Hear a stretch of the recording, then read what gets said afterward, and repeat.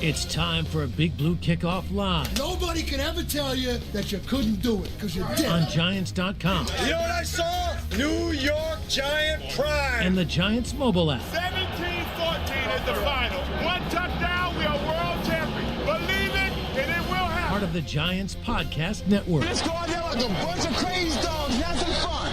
Welcome into today's episode of Big Blue Kickoff Live, presented by Cadillac, the official luxury vehicle of the New York Football Giants. My name is Madeline Burke, alongside the Paul Dottino. The phone number here, 201-939-4513, or find us on social media using hashtag GiantsChat. We're coming at you live from the Giants Podcast Studio, presented by Hackensack Meridian Health. Keep getting better. Paulie Dots, can you believe it? The 2025 New York Giants season is in the books. You know, Madeline, baggy day is what we used to call it back in the day. Nowadays, the guys have these boxes, these mailer boxes now. Lockers have gotten a bit bigger, and there's a bit more than fits in a baggie. Yeah. I don't know if those hefty bags or whatever brand you use can hold all of the stuff that these guys are taking home with them. But we always used to talk about baggy day in kind of a glum way because it was the end of a season.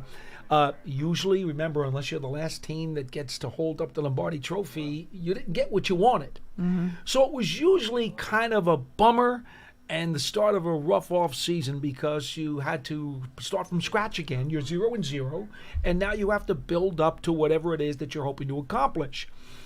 This locker room, in all the years I've been doing this locker room, for having such a frustrating and difficult season and poor record, quite frankly, is probably the most upbeat, most optimistic, most hopeful, most together locker room under these circumstances that I have ever seen. Yeah.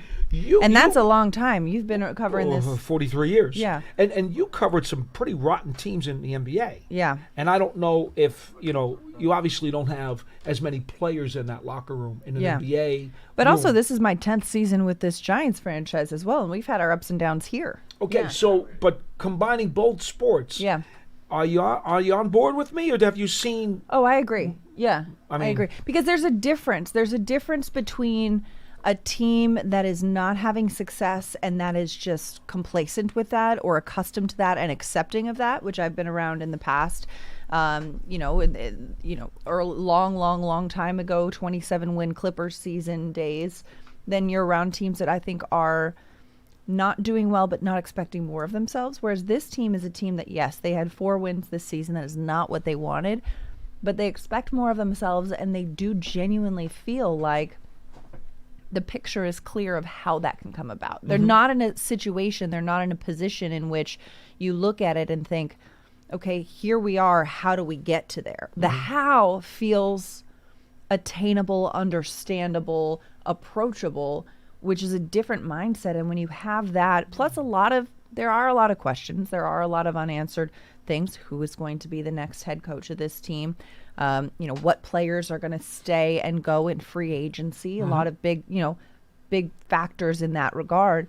However, the young nucleus of this team and the leadership that we've seen, Abdul Carter, stepping up and speaking to the team after the Giants Week 18 win. And, I talked to him this morning. We sat down for an interview that you'll see later on Giants.com. And he said, I just felt called to do that. I wanted to step up and I wanted to make it known that I feel like we have more to give and I'm expecting more of us. We should be winning more of these games. And Jackson Dart echoing the same thing. He said, you know what? I guarantee we're going to win more games because we have to. He told me this morning, the adversity of this season and the struggle is something that he's going to feed off of because he never wants to feel this way again. The young core of this team that is not attaching themselves to the identity of, oh, well, the Giants have been in a rut lately and that's just how it is. It's like, okay, that's not acceptable to us. Well, they're not wearing that coat. We have to do better. No, not at all. And I think you just said the 2 words, young core. Yeah. Those are the 2 words that you have to put a lot of stock into because there are times when you have a losing season in any sport and if it's a older team, ton of veterans who've already seen their max. They're either already maxed out or they're on the down. now you don't have a lot of potential upside. That's really the biggest difference with this team. And, we're burying the lead here a little bit. The Giants have already announced this morning that General Manager Joe Schoen is going to continue to hold the job here. If you've been watching this show for the last couple of months, this is not a surprise to any of us, okay? It goes back to the quote that John Mara, the co-owner, had said when Brian Daboll was let go, that he believed in the young core of these players and that Joe would lead the search for the next head coach. Well, if you add 2 + 2, you get 4, Madeline. The last time I checked, easy math. Mm-hmm. That was the quote that was then, and we're going to hear more from both Mike Kafka, the interim head coach, and Joe Schoen, the general manager, at some point today. That press conference may actually interrupt our show. We may have to step away. Yeah, absolutely. And if that does come about, we will let you guys know. We'll take an intermission from Big Blue Kickoff Live, and then we'll return after the press conference happens. The point being, this was obvious. It would, to me, at least I thought it was. Again, 2 + 2 = 4. And the thing about it is, when you look at the potential franchise pieces, the foundation pieces that you need to have if you're going to be a contender, the Giants look at that and they say, okay, we've got guys either in their prime in those spots or guys who are still ascending and young in those spots. That combination is why we got what we got in the locker room today. Absolutely. There's a identity and a personality with a lot of these young guys. We heard from Jackson Dart earlier today. Abdul Carter, Cam Scadaboo spoke as well. I like how you get. That's the reaction that most people have when you mention the name Cam Scadaboo. I would say every man to a T who's met this man lights up with a smile. He is such a spitfire, such a unique person. But just brings a lot of energy and joy to what he does. But what stood out to you about what Scad had to say? I think when he was talking about his rehab and somebody said to him, do you think you're going to be as good when you come back? He's like, oh, absolutely. Like, why would you even ask that question? Why would, His assertiveness, his passion, his intensity, his relentless focus on being who he wants to be is undeterred. Yeah. And I think that's the thing that I took away from him today, more than anything else. He absolutely is like a freight train. Yeah. I'm going to get where I got to get to go, and don't even think about questioning me. Now, speaking of rehab and recovery, Malik Neighbors was also asked. He's still, using a cane, recovering from his knee injury, and he said he wasn't going to guarantee a week 1 return. I'm seeing a lot of people on social media taking that quote and making it more than what it is. But my perception after hearing him say it and hearing the context of the conversation is that he's not trying to set a deadline yet for himself, right, of saying, oh yeah, I'll be ready by week 1, and then what if he's not? He is listening to his body, and what he said is, when my body feels good enough to go, I'm going to get out there.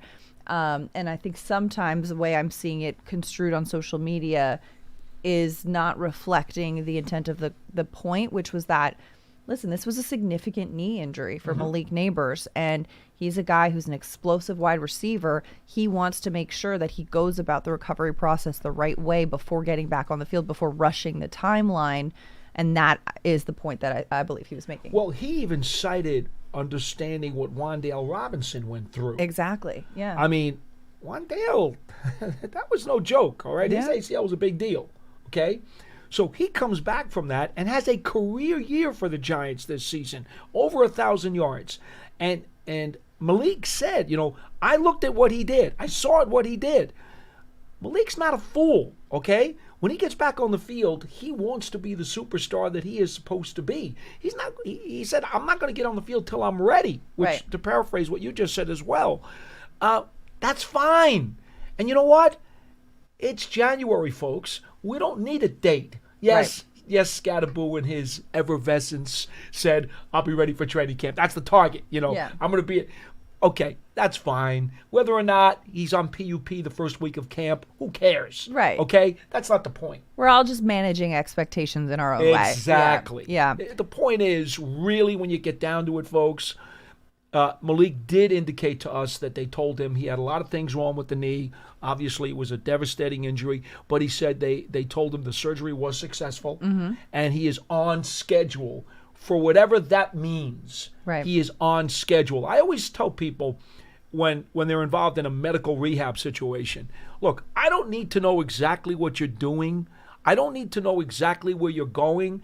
Just let me know if you're on schedule, because that means the doctors are pleased with where you are. Yeah. And that's more important than anything we think. Yeah. As long as things are going well and going according to plan, that's all you can ask. And, coming back from an injury is hard in general. Coming back from an injury and returning to the caliber of a high-level athlete that these guys were at is even harder. And so, so often we're used to watching people do this and think, oh, yeah, well, how come you're not back by this date or that date?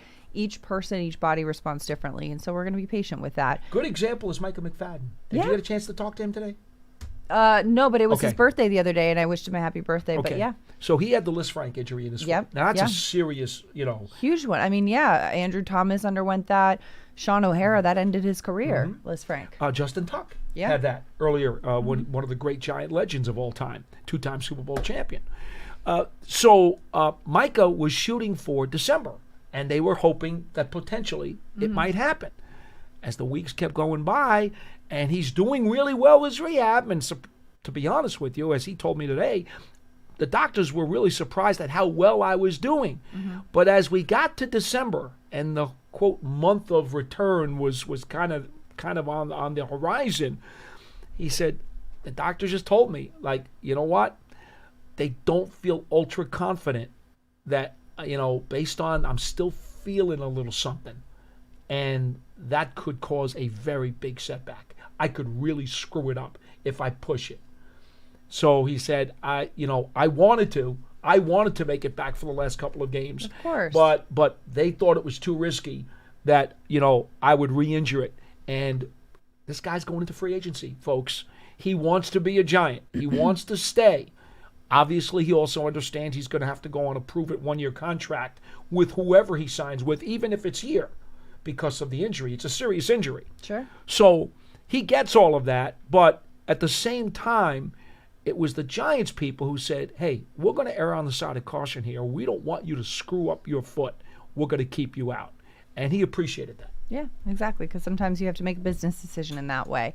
Giants fans, make sure you go and subscribe to the Giants Huddle podcast. It features long-form interviews with Giants players, coaches, and front office staff past and present. Plus, you'll hear from the best analysts covering Big Blue and the NFL. Search for Giants Huddle and subscribe on your favorite podcast platform, or simply go to giants.com/podcasts. And don't forget, if you're on Apple Podcasts, leave a 5-star positive review for all of our Giants podcasts.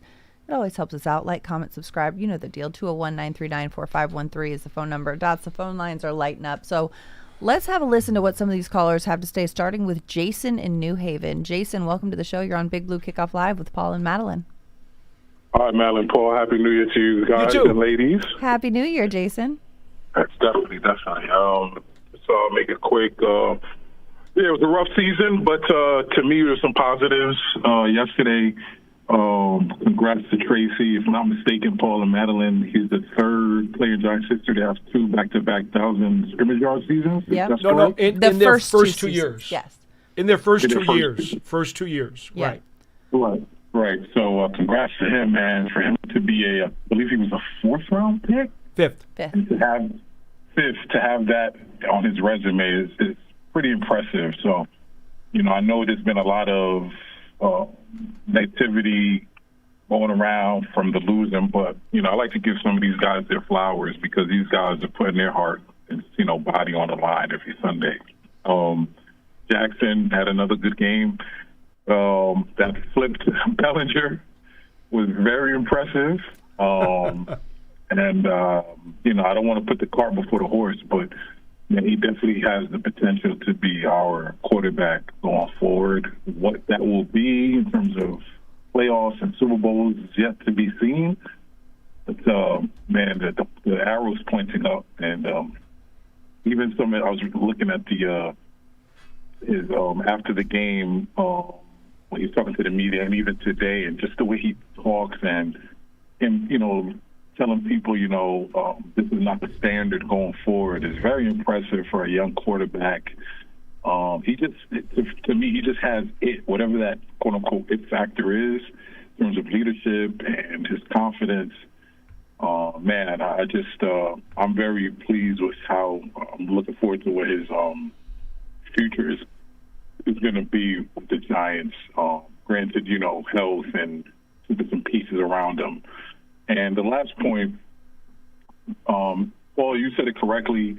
I think I called last week and made the statement as well, but I'll kind of reiterate what I said. Madeline, you weren't on last week, but I never thought Joe was going to lose his job.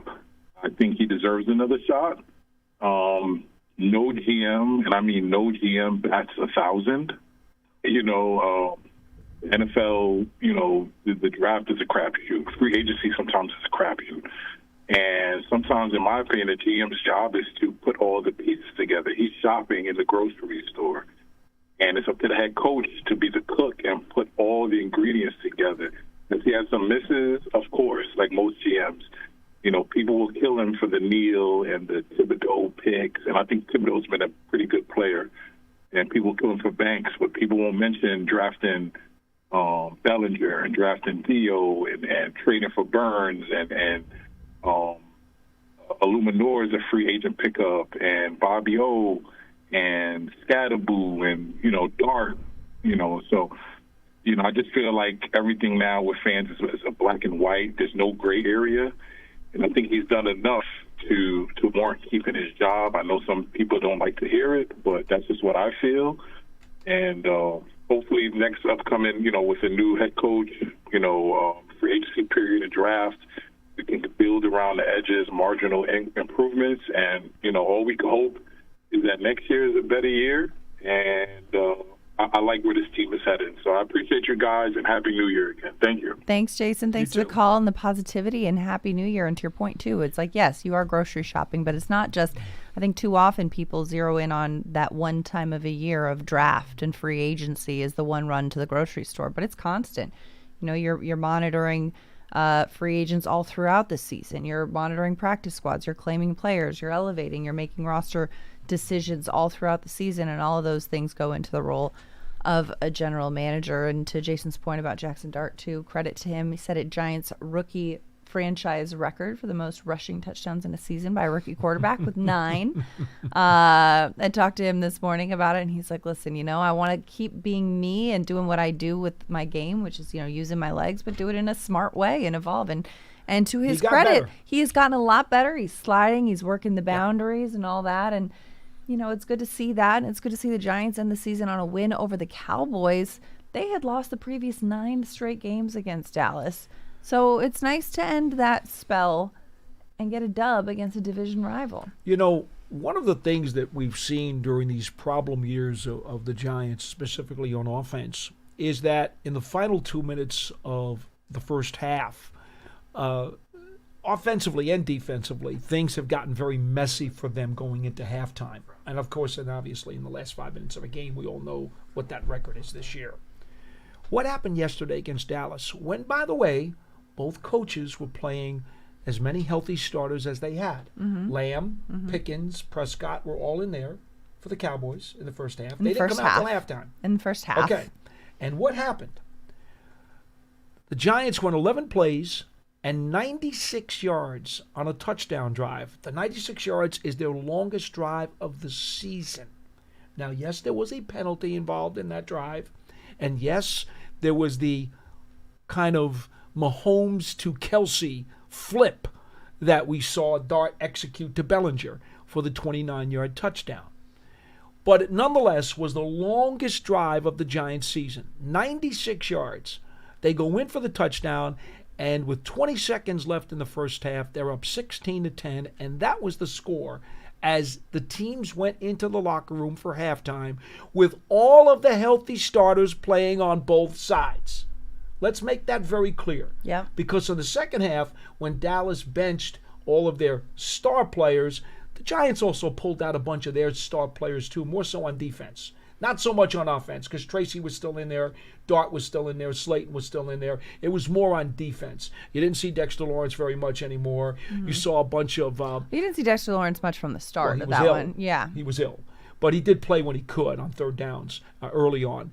And on defense, I mean, you saw Carter eventually wound up coming out. Burns was out. I mean, they started pulling guys in the second half, too, defensively. And they ran up the score at that point and then blew out the Cowboys. But the first half, when you had all your available stars in it, the Giants did something that just made me smile a bit, and that was the execution in the final 2 minutes of the half, which has been a very, very bad blister for this team for several years. I thought that was really cool. And to go down the field like that, 96 yards for a score, that was nice. As someone who sits next to you in the press box watching these games, I can confirm that Paul Dottino was singing Frank Sinatra going into the half. Folks, this is good. times. He's in a good mood when old Frankie Blue Eyes is coming out. That's life. There you That's go. what all the people say. I'm saying the joy that was emanating from Polly Dots. And how many times have you sat, 3 or 4 seats from me, and you could feel the agony all the way down at the other end? It's more the vibration of the table as the slams happen, but yes, yeah. Anyway, we digress. Giants fans, the Giants official connected TV streaming app Giants TV brings original video content and game highlights on demand and direct to Big Blue fans. Giants TV is free on Apple TV, Roku, and Amazon Fire TV, and on the Giants mobile app. 201-939-4513 is the phone number. Let's go back to the phone lines. Marcus in California. West Coast Marcus, welcome to the show. You're on Big Blue Kickoff Live with Paul and Madeline. Hey, guys. How you doing? Good. How are you? Thanks for calling. I'm all right, man. Just wish John Mara a little bit more recovery each day at a time. For sure. I guess that a lot of people are going to be upset about Joe Shane, but it's been done, so we need to support him and hope for the best. My only problems with Joe Shane was not extending any players during the season and letting Illuminor, Flott, Robinson get free agency. That kind of told me that ownership doesn't have any faith in him. I don't know why he's back, but he is. Hold on. Let me just him. clarify something for you. I just want to clarify something. Joe Shane's usual MO, and this has been the case since he's been here, usually he waits till the end of the season. He doesn't like to talk about contracts with guys while the season is going on. Yeah. That's his usual MO. Yeah. So this was nothing different. Now, there have been rare occasions, where they've had to do some of that. Yeah. But that's not the way he usually does business. And while it's not Okay. anything different, I can still say, Marcus, I understand your point, and it's valid of, okay, now we're in a position where we're not negotiating only against yourselves, but you're negotiating with the market as these guys enter free agency with the accomplishments that they've had. Now, there's another part to this, though. And I had conversations with all of the high-level free agents in that locker room this morning. I made sure I went to every single one of them. And what you have to understand as well is they don't know who the new head coach and who the staff is going to be. And they knew that as far as 7 weeks ago when Daboll was fired. The Giants wound up then 2 weeks later, not only they had the interim head coach, but then they changed the defensive coordinator. There was a tremendous amount of uncertainty. And as I had players tell me today, and they understood all of that, they said, hey, this is business. And they got a lot of bigger fish to fry in this building, worrying about their staff than they do worrying about my contract. Because there are players both things can be true, who though. don't always know if they want to be part of the new regime. But Paul, both things can be true. Sure they you can. can negotiate a contract with a player's agent while also understanding what's happening in the future of the franchise, and all of those the agent things. of the player don't have to talk about it either. Right, but I'll give you a good again, example. I do understand Marcus's point of wanting to get those things shored up beforehand. Wandale Robinson was very frank with me when he said, and he said to the other people too, the other media, he said, I got used this year the way I wanted to be used. He wanted to be a full-fledged receiver who was not just a slot guy. He wanted to prove that he could go downfield. He could run all the routes. He could also play on the boundary. He wanted to get the full playbook, in other words. And he said flat out, until this year, I wasn't happy because they weren't giving me the full playbook. They weren't letting me do all the stuff I wanted to do. Well, trust me when I tell you, Wan'Dale Robinson in 2026 is going to go to a team that not only is going to pay him, whether or not that's the Giants, I don't know, but he's going to go to a team that will pay him and that will give him that playbook. He is not going back to being strictly a slot wide receiver. That's not what he wants to do. He made that clear. Go on, Marcus. I know you had some more. I just have a comment on that and then two more questions. So the definition of insanity is doing the same thing and expecting a different result.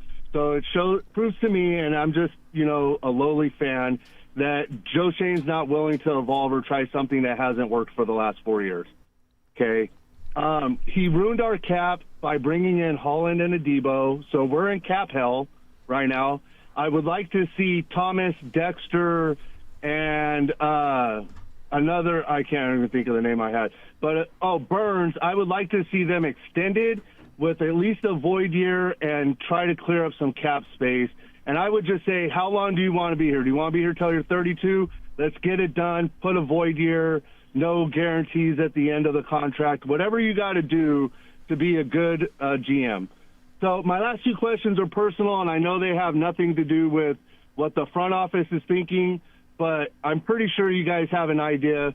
Who do you want the Giants to pick with the number 5? And if you don't want to give me a name of a head coach that you want, can you tell me if you want offense or defensive-minded head coach? I told you guys last week that I'm leaning towards defense because I thought we should have had a top 10 defense, and I'm hoping another coach can motivate and get the best out of Deontay Banks. I would bring him back for his 4th year. I understand. Not bad point at all, because Tay Banks is a guy who mentally was not the same player the last 2 years, and it showed on the field. And it was rough. It was really rough. But, yeah, boy, he's got talent. He's got all the talent in the world. He certainly does. And they need to Tay Banks has one more year left on his deal. They need to get the real Tay Banks on the field in 2026. That will be very, very important because he was a number 1 draft choice. So you're right. Whether it's the head coach or the DC, I don't care who it is. That guy's got to get through to Tay Banks and bring out the best in that player again. Thank you for the call. Great points, Marcus. Thanks for the call. I don't know that it actually, I mean, this is something that maybe not a lot of people will agree with, but I don't know that it actually matters if the head coach is an offensive-minded or defensive-minded head coach. He's got to be a CEO in my mind. Exactly, because the point of the head coach or the role of the head coach is so far removed from the minutia of, like, yes, there is understanding, okay, this is the scheme we're going to run, this is what the plan is, this is the approaches. But you have to be able to delegate and trust your coordinators to handle getting in the weeds with it. And you're more, like you said, the CEO, the overseer, maintaining relationships with all of the players, understanding, managing personalities, understanding how to maximize and get the most out of a player, understanding which players need tough love and need to be, mother effed into it, and which players sounds need to like be you want Bill coddled Parcells to come back. No, but I'm like, there's a balance, and each player, it takes something else. Not every person responds to the same coaching the same way, and Absolutely. so I think it's important to have a leader who is a CEO type person who understands how to maximize the talent and personality of each individual player, as opposed to forcing this roster into a scheme that this coach might be married to or a system that this coach might be married to. I use the example, listen, in New York, Phil Jackson, legendary NBA coach. Phil Jackson with the Chicago Bulls ran the triangle, found a lot of success with that. Goes to Los Angeles, runs the triangle in multiple iterations with the Kobe Shaq Lakers, with the Kobe Powell Lakers, because you have the personnel to run this scheme. Phil Jackson comes to New York with the Knicks and tries to run the triangle. But you don't have the pieces and the talent and the skill set to execute this scheme. So if you're forcing players to be into a scheme that they are not optimized in, you're creating failure. And that, Phil is a Hall of Fame coach, an incredible coach, not to take away from his talent as a coach, but you need to have a coach come in that says, okay, this is what I'm good at, but also let me take what you're good at and make the best thing possible. Let me look at the ingredients in the cupboard and make the best meal I can, rather than, oh, we're making chicken parm even though we don't have any Parmesan. You know? Oh, don't do that, please. Exactly. Please don't do Nobody wants that. that. Definitely not me. So long story long, offensive, defensive, I don't think it matters as long as it's a coach that can get the most out of the talent on the roster and optimize the young core to build towards something. Well, that's why I think the interesting thing that the Giants are going to have to sort through is not only do they want to prioritize, and interim head coach Mike Kafka will be one of the guys interviewed. We already know that they've said from the beginning that this was an audition for him, so he'll get an interview amongst whoever else they talk to. The thing about it is, not only are you going to have to prioritize who your head coaches are, but you're going to have to find out from them, hey, who do you want as your coordinators? How are you going to delegate this? What do we think about the staff that you want or wish to put together? And that's the thing. And what if your number one pick, all right, Mr. X, head coach X, is your guy, but you talk to him, and after your half-hour sit-down with him, you're not real impressed with the guys he wants to bring in. You really don't, that's who he wants as his OC? That's who he wants as his defensive coordinator? Really? Oh, that's, we're not real high on those guys. So now maybe you think about, well, who was choice 2? Oh, wow, we like the way he wants to do this. He wants to be CEO, and we really like his idea for his OC, and we really like his idea for defensive coordinator. That could have an impact in who the head coach is that you hire. All right. It's a big deal. That's why you have those sit-down conversations. And then the other problem is, too, when you talk to these candidates, you have to ask them, okay, these are the guys you want. Are we sure we can get them? Because some of them are tied up in other places. And you have to be sure that you can also make those things happen if that guy is going to be your guy. Yeah, fair. Got a few more callers to get to, but first want to remind you, Special Olympics New Jersey's annual Snow Bowl is headed to Rutgers Stadium in 2026. This annual flag football tournament will be on the field at Rutgers from March 6th through 8th, 2026. The 6-on-6 tournament will feature competitive, recreational, and co-ed divisions. All proceeds benefit the thousands of Special Olympics New Jersey athletes across the Garden State. Register your team today at njsnowbowl.org. That's njsnowbowl.org. We're going to take a quick time out here on Big Blue Kickoff Live because Joe Shane is now stepping to the podium. We're going to pause here and we'll be back as soon as he is done to resume the show. If you're calling, you're welcome to hold continuously or call back. But we'll be back in about 20 minutes-ish as soon as Joe Shane is done with his presser, and we'll update on what he has to say. Thank you so much for your patience in this. And again, we're taking a quick time out from Big Blue Kickoff Live, but we will resume after the break.